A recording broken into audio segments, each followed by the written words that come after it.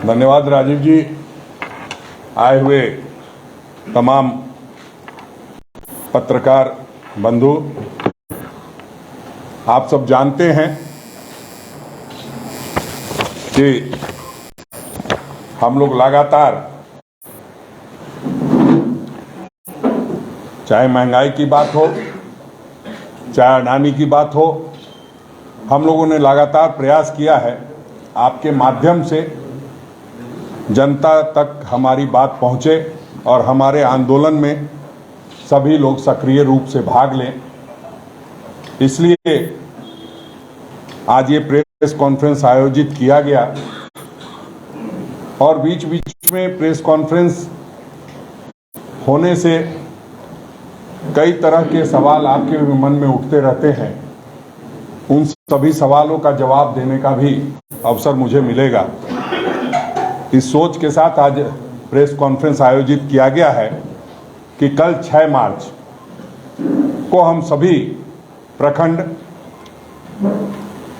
में जो हमारे प्रखंड अध्यक्ष के नेतृत्व में LIC के जो कार्यालय हैं अथवा SBI का जो कार्यालय है, उन सभी के सामने प्रदर्शन किया जाएगा। साथ ही साथ हम लोग 13 मार्च को राजभवन का भी घेराव करेंगे, जिसमें सभी 24 जिलों के लोग आएंगे, या यूं कहिए 2500 सांगठनिक जो जिले हैं उसके लोग यहाँ पर राजभवन के सामने हम लोग प्रदर्शन करेंगे। आप जानते हैं किस तरह से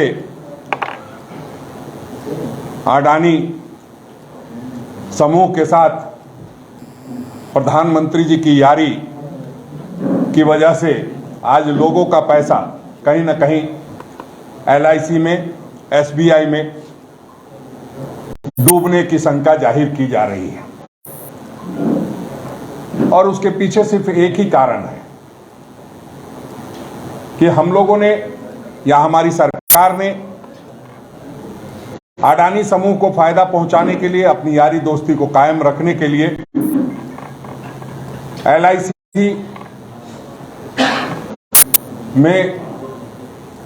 LIC से और SBI से बहुत सारे फायदे जो है अडानी समूह को दिलाने का काम किया है। आज जब अडानी समूह पर हिंडनबर्ग की रिपोर्ट आई और उसके बाद जब अडानी के शेयर गिरने लगे, तो निश्चित रूप से उसका नुकसान भारत के हर उस नागरिक को होने लगा जो LIC में इस नियत के साथ पैसे जमा करता है, या इस नारे के साथ के लोक लुभावन नारे के साथ पैसा जमा करता है कि जिंदगी के साथ भी और जिंदगी के बाद भी। लेकिन जिस तरह से बातें सामने आ रही है और जो शेयरों में लगातार गिरावट आई है, उससे आश्चर्यजनक रूप से 52,000 करोड़ रुपए की गिरावट दर्ज की गई है और इनका मूल्य अब मात्र 32,000 करोड़ रुपया रह गया है। और LIC तथा इसके करोड़ों पॉलिसी धारकों द्वारा कमाया गया सारा लाभ, जो अब हम सभी जानते हैं कि स्टॉक मार्केट में हेरफेर और मनी लॉन्ड्रिंग के कारण हुआ था, उस सारे लाभ का सफाया हो गया है और LIC को एक बहुत बड़ा नुकसान हुआ है।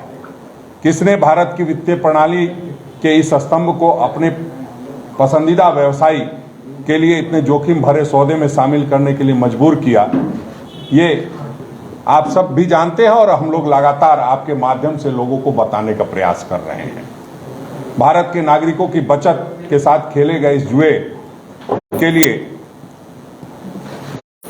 हम लोग प्रधानमंत्री जी को जिम्मेदार मानते हैं। हम लोग देश की जो अर्थव्यवस्था गिर रही है, जो अर्थव्यवस्था चौपट हो रही है, उसके लिए वित्त मंत्री और प्रधानमंत्री जी को जिम्मेदार मानते हैं। जिम्मेदारी इसलिए बनती है कि जो आपने देखा होगा, कई तस्वीरें आई और उसको लोग सही तरीके से डिनाई भी नहीं कर पाए। हम लोगों ने कहा कि आप JPC के से जांच करा लीजिए, कहीं कोई दिक्कत नहीं होनी चाहिए थी। ज्वाइंट पार्लियामेंट्री कमेटी थी, होती, सभी लोगों का उसमें एक प्रतिनिधित्व होता और उससे जांच होती तो निश्चित रूप से सही जांच होती।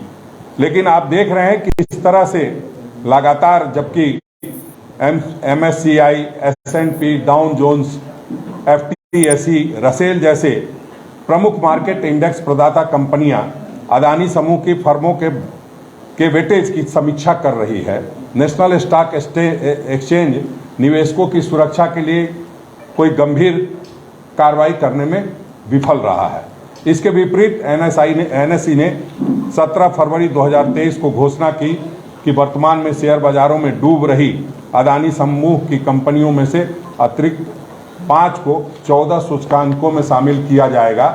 इससे बड़े वित्तीय सलाहकारों ने अपने ग्राहकों को इन फंडों में निवेश न करने की सलाह दी है जो उन सूचकांकों का बेंचमार्क के रूप में उपयोग करते हैं। लेकिन लाखों असहाय निवेशकों पर अभी भी उनकी गाढ़ी कमाई से इन डूब रही अडानी समूह की कंपनियों को उबारने के लिए मजबूर होने का खतरा मंडरा रहा है। तो हम ये पूछना चाहते हैं कि आपने करीबी दोस्त को इस संकट से उबारने के लिए NSE पे इस तरह का कोई दबाव बनाया गया, जिस तरह से NSE ने अपना बयान जारी किया। और इन सारी चीज़ों को लेकर के हम लोग लगातार आंदोलन कर रहे हैं और 6 तारीख का, जैसा कि आपको बताया गया है कि हम प्रखंड से लेकर पंचायत तक के लोगों को इस बात से अवेयर कराना चाहेंगे कि किस तरह से प्रधानमंत्री जी की जो दोस्ती है वो देश के लिए नुकसानदायक साबित हो रही है। और इसी बात को लेकर के 13 मार्च को भी हम लोग राजभवन पे धरना और प्रदर्शन करने जा रहे हैं। कल का आपको बताया ही, 6 तारीख को सभी तैयारी पूरी कर ली गई है। तमाम जिलों से जो खबरें आ रही है, सभी प्रखंडों में हम लोग जो है धरना प्रदर्शन करेंगे। सुप्रीम कोर्ट की समिति के टर्म ऑफ रेफरेंस में भी आपने देखा है किस तरह से सारी बातें कही गई है। तो जो लगातार हमारे नेता मल्लिकार्जुन खड़गे जी हों, चाहे आदरणीय राहुल गांधी जी हों, जब लोकसभा में, राज्यसभा में उन लोगों ने बात उठाई तो किस तरह से सीधा बिना किसी को बताए उस सारी चीज़ों को हटा दिया गया पार्लियामेंट के उससे। तो ये इससे स्पष्ट होता है कि जो है इनकी दोस्ती निश्चित रूप से देश के लिए नुकसानदायक है और उस बात को लेकर के हम लोग जनता के समक्ष जा रहे हैं। और इस पे कुछ पूछना हो तो हाँ, उसके आगे पूछिए। जी, कांग्रेस का मानना है ना सरहद ठीक है, सुरक्षित है, ना महंगाई काबू में है, अर्थव्यवस्था तो चौपट ही है, पर नतीजे जो आ रहे हैं चुनाव के वो आपके विपरीत आ रहे हैं सोच के। इसके पीछे कोई खास वजह? इसलिए तो 6 मार्च को हम लोग प्रखंड तक जा रहे हैं और जो बात को ये लोग छुपाने का प्रयास करते हैं उस बात को हम जनता के बीच जाकर के बताने का काम करेंगे। हाथ से हाथ जोड़ो का कार्यक्रम हम लोग ने शुरू किया हुआ है और उस माध्यम से हम लोग लगातार जनता को बताने का प्रयास करते हैं कि किस तरह से देश को महंगाई डाइन खाए जाते हैं। ये देखिए, इसका प्रभाव क्या पड़ा है। आप ये कह सकते हैं कि यहाँ हमारी चुनाव में हार हुई है, लेकिन अगर आप देखेंगे महाराष्ट्र में, तमिलनाडु में, जहाँ वेस्ट बंगाल में, तो वहाँ हमारी जीत भी हुई है। आप त्रिपुरा की बात करेंगे, आप नागालैंड की बात करेंगे, आप तो वहाँ के आप सारी चीज़ों को समझते हैं अच्छी तरह से। जहाँ हमारा एक भी व्यक्ति नहीं था वहाँ हम लोगों ने 5-5 लोग हमारे जीत के आए हैं। तो ऐसा नहीं है, ठीक है, सुधार जितना होना चाहिए था, चुनाव के परिणाम जितने अच्छे आने चाहिए थे उतने नहीं आए हैं। लेकिन हम समझते हैं आने वाला समय जो हम लोग आदरणीय राहुल गांधी जी के नेतृत्व में, आदरणीय मल्लिकार्जुन खड़गे जी के नेतृत्व में संघर्ष कर रहे हैं, वो एक दिन निश्चित रूप से परिणाम देगा। और आप जानते हैं कि लगातार जो हम लोग कार्यक्रम कर रहे हैं, संगठन सशक्तिकरण को लेकर के कर रहे हैं और मुद्दों के साथ लोगों के बीच जा रहे हैं, तो उसका फायदा अवश्य मिलेगा। पहले तो हमें लोगों को जागरूक करना है कि किस तरह से देश को ये जो भारतीय जनता पार्टी की सरकार है वो नुकसान पहुंचा रही है। आपसे ना सुधार हो पाएगा, ना आप कमेटी चला पाएंगे, आपसे इस्तीफे की मांग की गई है। उसकी जिम्मेवारी कौन लेगा? नहीं, देखिए, निश्चित रूप से जब भी हम लोग कोई चुनाव लड़ते हैं तो हम पूरी ताकत के साथ लड़ते हैं। हम सबों की सामूहिक जिम्मेदारी होती है। निश्चित रूप से हमें अपने गिरेबान के साथ साथ बाकी लोगों को भी अपने गिरेबान में झांकने की जरूरत है कि कहाँ कैसे क्या गड़बड़ी हुई है, और उसकी समीक्षा हम लोग करेंगे। इसमें कहीं कोई दिक्कत की बात नहीं है। हम लोग लगातार जब हमने जीता है तो हार भी हुई है, इस बात को हम कहाँ से, हमने पहले ही दिन स्वीकार किया था। आपको अगर ध्यान हो तो पहला एक मेरा ये था जो हमने लिखा था, उसमें लिखा था हार स्वीकार है। शायद इस तरह की बात कोई किसी में इतनी हिम्मत नहीं थी कि लिख सके। जनता का जनादेश है, उसका हम सम्मान करते हैं। ऐसा नहीं है कि अगर जनता ने कोई निर्णय लिया है तो उसको हम सीधे एक तरीके से झुठला दें। उसके बहुत से कारण हो सकते हैं, उन सारे कारणों पर विचार हो रहा है और सभी मंत्रीगण हम लोग बैठ करके उस पर हमारी बात आदरणीय आलमगीर आलम साहब से हुई है कि इसको किस रूप में हम लोग लेते हैं और कि कैसे देखना है, उन सारी चीजों पर चर्चा हो। सवाल ये है कि कल तक जो लोग आपके साथ थे वो अगर आपसे इस्तीफा मांग रहे हैं, जो पद पे है, शासन समिति में है, तब तो लगता है जैसे कि पहले तो जो जिन लोगों को आपने निलंबित कर दिया वो तो थे ही नहीं, शुरू से विरोध कर रहे थे। अब आपके साथ खड़े रहने वाले लोग विरोध कर रहे हैं, वो लोग सिर्फ और सिर्फ चाहते हैं कि आप इस्तीफा दें। नहीं, देखिए, निश्चित रूप से सबकी अपनी अपनी भावना होती है, और चूंकि होली का समय है तो बुरा न मानो होली है, इसमें बहुत ज़्यादा चर्चा करने की जरूरत नहीं है। जो लोग बोलते हैं उनको खुद एक बार गिरेबान में जरूर झांकना चाहिए। मैं ये समझता हूँ कि संजीदा लोग हैं, होली का मूड चल रहा है, सभी लोग विधानसभा से होली खोल के निकले, और होलियाना मूड में अगर किसी ने कुछ कह दिया है तो उसको बहुत गंभीरता से लेने की आवश्यकता नहीं है, और मुझे लगता है कि आप लोगों ने भी बहुत गंभीरता से नहीं लिया है।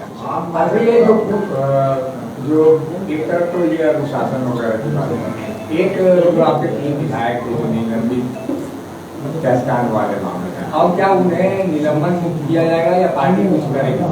नहीं, देखिए, अभी उनका जो भी बातें आई है सामने, उस पर निश्चित रूप से अभी तो वो फैसला आया है एक कि वो 0 FIR जो है रद्द कर दी गई है। तो उसको जब तक देखूंगा नहीं, समझूंगा नहीं। विधायकों ने फ़ोन किया था, तीनों विधायकों ने, हमने कहा है कि बिल्कुल आपकी बातों पर गंभीरतापूर्वक विचार किया जाएगा। कौन विचार करेगा सर? निश्चित रूप से हम अपनी जो वो लोग कहेंगे उसको, देखिए, सबसे पहले तो जिम्मेदारी विधायक दल नेता और हमारी बनती है, और हम लोग आला कमान को इसका रिपोर्ट करेंगे कि इस तरह की बातें सामने आई हैं। बाकी और भी उसमें क्या इन्वेस्टिगेशन है, वो सारी चीज़ों को समझने के बाद ही कुछ ये होगा। लेकिन निश्चित रूप से वो विधायकों ने इस बात को हमसे फ़ोन पर बताया है और कहा है कि हम मिलना चाहते हैं, तो हम लोग निश्चित रूप से मिलेंगे, जो आपका पक्ष सुनेंगे। के बाद क्यों विधायकों को फसाद किया गया था? नहीं, देखिए, वो एक अलग मामला है, वो कोलकाता का मामला है, एक ये 0 FIR का मामला था। FIR को निरस्त कर दिया गया। देखिए, एक बात और बता दूं, कोई भी व्यक्ति जो ये समझता है कि मैं जजमेंट सीट पे बैठा हूं तो उसकी वो गलतफहमी होती है, और राजनीति में कोई व्यक्ति जजमेंट सीट पर बैठ जाए तो निश्चित रूप से नुकसानदायक साबित होता है। तो हम जजमेंट सीट पर नहीं बैठे हैं, कुछ लोग अपनी तरफ से जजमेंट देते रहते हैं, उन सारे जजमेंट को पढ़ने और समझने के बाद ही इस पर कुछ कहा जा सकता है। ये तो आपकी हार है, क्योंकि आप ही FIR कराने गए तो। नहीं, इसमें हार जीत की कोई बात नहीं है। इसमें सीधी सी बात है कि जब प्रकरण कोई सामने आया, अब आप कहेंगे, कल आप गलती मान लेंगे क्या कि जो आपने चलाया था उसके लिए कोई खेद प्रकट करेंगे क्या? आपको जो सूचना मिली आपने चलाया, हमको जो सूचना मिली हमने उस पर कार्रवाई की। तो सूचना पहले सारी बातों को सामने आने दीजिए। ऐसा नहीं है कोई भी व्यक्ति, मैंने कहा ना कि जजमेंट सीट पर नहीं बैठा। रामगढ़ में आप लोगों ने हर एक मंत्री को अलग अलग गठन किया था, मुझे जहाँ तक याद है। जी बिल्कुल। तो ये जब बातें आ रही हैं और एक तरफा बातें आ रही हैं, जैसा कि आप कह रहे हैं कि वो बुरा न मानना चाहिए, तो आपने अध्यक्ष के नाते मंत्रियों की कोई बैठक तक बुलाई है कि भाई जो मंत्री थे अपने ब्लॉक में सभी पिछड़ गए? मुझे नहीं लगता कहीं से भी आप नहीं, देखिए, सिर्फ मंत्री की बात नहीं है, मंत्री के साथ साथ हम लोग चारों कार्यकारी अध्यक्ष भी लगे हुए थे, सभी की ब्लॉक्स में ड्यूटी थी, और बहुत सारे जो हमारे 68 कोऑर्डिनेटर बना करके हमने एक एक पंचायत में भेजने का काम किया था। एक एक पंचायत में कोऑर्डिनेटर्स गए थे और कोऑर्डिनेटर्स ने अपनी अपनी भूमिका निभाई है। बहुत सारी चीजें देखने की बात है और निश्चित रूप से सारी चीजों पर चर्चा करने के बाद ही हम आपको कुछ पूरी बात बता पाएंगे।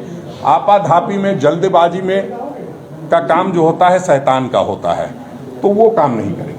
ठाकुर जी, आज आप कह रहे हैं आपाधापी में काम नहीं होगा, इसीलिए 24 घंटा बीत गया, अभी कोई ना तो आपने अनुशंसा भेजा है कि उनका निलंबन वापस हो, लेकिन वो 3 विधायक कह रहे यही आपाधापी में FIR हो गया था बिना पार्टी में ये जांच किए हुए कि सत्यता क्या है, क्या पूरा प्रकरण है। प्रदेश अध्यक्ष वो हो सकता है आपसे कुछ और बात कह रहे होंगे, उन्होंने जो मुझसे बात कहा है मैं आपको बाद में बताऊंगा। फोटो दिखाया गया निलंबित विधायकों के द्वारा कि हार के 24 घंटे बाद आप बाद में जश्न मना रहे थे कार्यकर्ताओं के साथ। का आरोप है कि भाई इतना भी दुख नहीं कर पाए कि 24 घंटे में ही जो है जश्न के माहौल। अरे भाई 48 घंटे के बाद सारे लोग मना रहे थे ना विधानसभा में। इसका जवाब तो वही है। क्या इसी तरीके से वो लोग जवाब देंगे? कोई भी जवाब देगा? ये देखिए, कोई ये सोचेगा कि हम अपने पर्व त्योहार को छोड़ दें। होली हम लोगों का बहुत बड़ा पर्व त्योहार होता है, उस पर कोई टिप्पणी करेगा ये ठीक नहीं है। मैं समझता हूँ सभी लोग होली खेलते हैं और ऐसा कुछ नहीं हम कह सकते हैं कि ऐसा कुछ हो गया कि हमारा पहले से पूर्व निर्धारित कार्यक्रम हो और हम नहीं जाएं। हमारे बहुत सारे लोगों से कमिटमेंट भी होते हैं। ऐसा नहीं है कि हम उसका मातम मनाते रहें और आगे की सुधि नहीं लें। तो बीती ताही बिसार दे, आगे की सुधि ले के उस आधार पे चल रहे हैं। कल विधानसभा में आपने देखा नहीं, मुख्यमंत्री जी और तमाम लोगों ने जम के होली खेला।